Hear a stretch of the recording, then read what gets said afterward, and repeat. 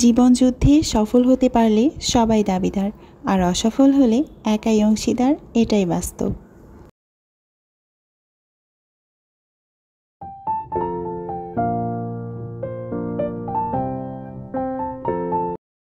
আসসালামু আলাইকুম, আমি আনিশা মম ঢাকা থেকে বলছি। দেশ এবং দেশের বাহিরে, কাছে এবং দূরে যে যেখান থেকে আমার ভিডিওটি দেখছেন, আশা করছি আল্লাহর অশেষ রহমতে আপনারা সকলেই খুব ভালো আছেন। আমিও আপনাদের দোয়ায় ভালো আছি, আলহামদুলিল্লাহ।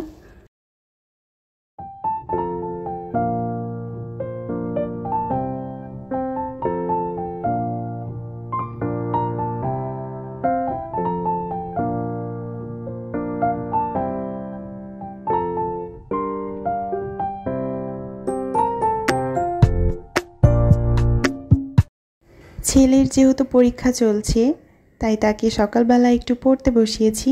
তাকে পড়া দিয়ে আমি এই তো চলে এসেছি রান্নার রুমে, রান্নাটা করে নেব। আজকের দিনটা ছিল শনিবারের একটা দিন, ছেলের স্কুল বন্ধ, আর আপনাদের ভাইয়াও আজকে বাসায় ছিল, ছুটি নিয়েছিল কোনো কারণে। তো এই জন্য আজকে একটু ভালো মন্দ রান্না করছি। কালকে শুক্রবারও রান্নাবান্না করেছিলাম, সেগুলো একটু একটু আছে। এখন আপনাদের ভাইয়ার পছন্দের গরুর মাংস রান্না করছি। একে একে সবগুলো মশলাপাতি দিয়ে দিচ্ছি, দিয়ে এখন সুন্দর মতো মেখে এটাকে বসিয়ে দেব। নিজের হাতে রান্না করে খেতে খেতে মনে হয় যে কেউ যদি আমাকে একটু রান্না করে খাওয়াতো তাহলে হয়তো তৃপ্তি মতো খেতে পারতাম। অনেক দিন হয়ে গেছে আম্মুর হাতের রান্না খাই না, আম্মুর হাতের রান্না অনেক বেশি মিস করি।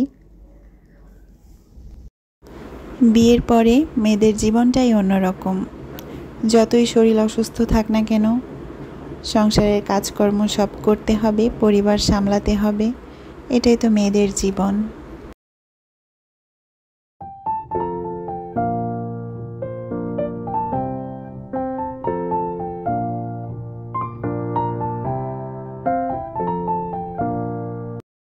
অফ ক্যামেরায় রান্নাবান্না, খাওয়া দাওয়া সব কিছু কমপ্লিট করে বিকেলবেলা একটু বাইরে ঘুরতে এসেছি।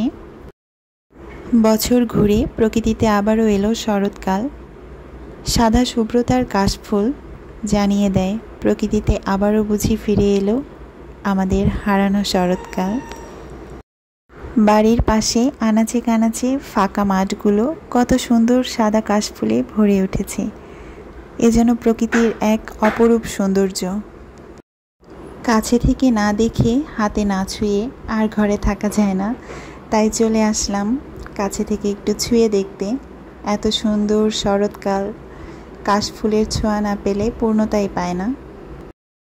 এতক্ষণ ধৈর্য ধরে যে আপু ভাইয়ারা আমার ভিডিওটি দেখেছেন, সবাইকে অসংখ্য ধন্যবাদ। আমার মন থেকে অফুরন্ত ভালোবাসা। সবাই একটা লাইক দিয়ে দিবেন, নতুন হলে চ্যানেলটি সাবস্ক্রাইব করে দেবেন। আজকের ভিডিওটা এই পর্যন্তই। সবাই ভালো থাকবেন, সুস্থ থাকবেন। আল্লাহ হাফেজ।